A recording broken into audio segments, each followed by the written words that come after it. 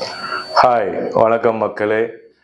இது உங்கள் ருத்ரன் 2.0 சேனல் சார்பாக உங்களிடம் உரையாடுவது அன்புடன் உங்கள் மூர்த்தி. மக்களே, நம்ம என்ன விஷயம் சொன்னால், நம்முடைய பாரத பிரதமர் நரேந்திர மோடி 2 நாள் பயணமாக நம்ம அண்டை நாடு மலேசியாவுக்கு போயிருந்தாரு. அங்கே கோலாலம்பூரில் பெர்தானா புத்தாரான்ற ஒரு இடத்துல இந்த ஒப்பந்தம் கையெழுத்தாயிருக்கு. என்ன விஷயம்னு சொன்னா, இந்த ஒப்பந்தத்தினால நம்மளுக்கு இந்தியாவுக்கும் மலேசியாவுக்கும் நிறைய ஒரு விஷயங்கள் நடக்க போகுது. நல்ல விஷயங்கள்லாம் நடக்க போகுது. அதாவது பாதுகாப்பு,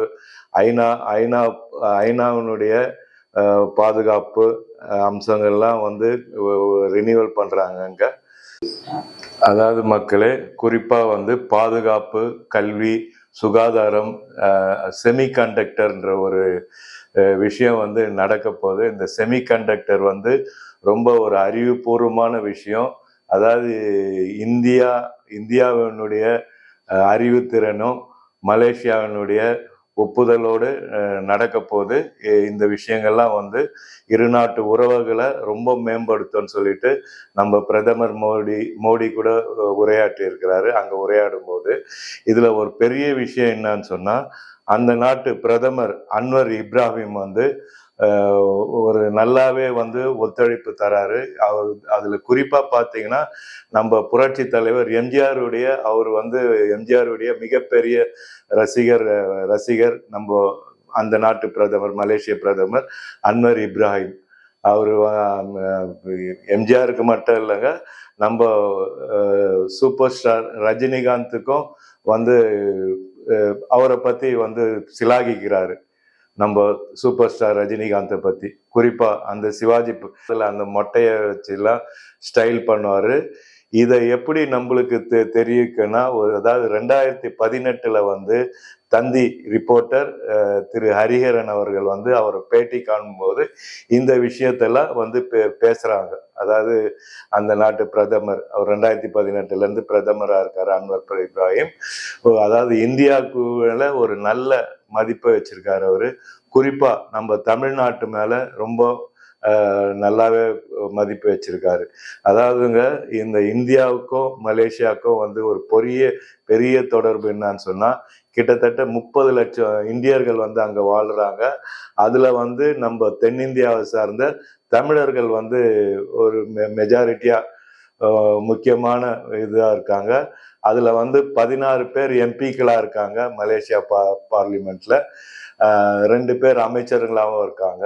அங்க பெரிய இது டத்தோன்னு சொல்லுவாங்க. அந்த மாதிரி நிறைய டத்தோக்கள், ஒரு சிறப்பு அந்தஸ்தோட டத்தோ என்று நம்ம தமிழர்கள் அழைக்கப்படுவார்கள். நம்ம இப்போ சமீபத்துல ராதா ரவி கூட டத்தோ என்ற பட்டம் கொடுத்து மலேசிய அரசு பெருமைப்படுத்திச்சு.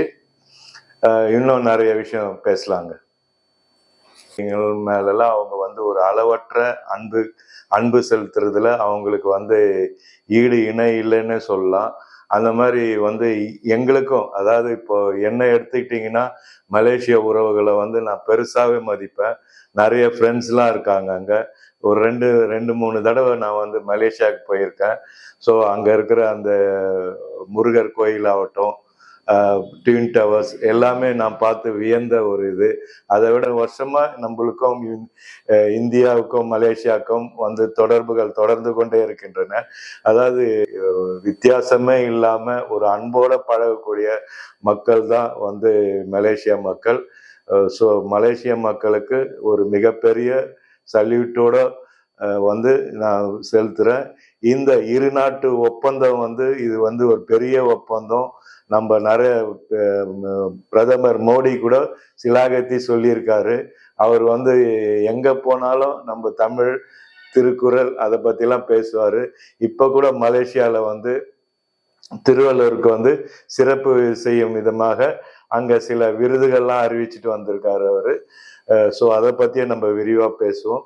இனி இந்தியா மலேசியா உறவு நல்லபடியாவே இருக்கும். நான் அடுத்தடுத்து இதை பத்தி பேசுவேன் நான். ஸோ வாழ்க மலேசியா, வாழ்க இந்தியா.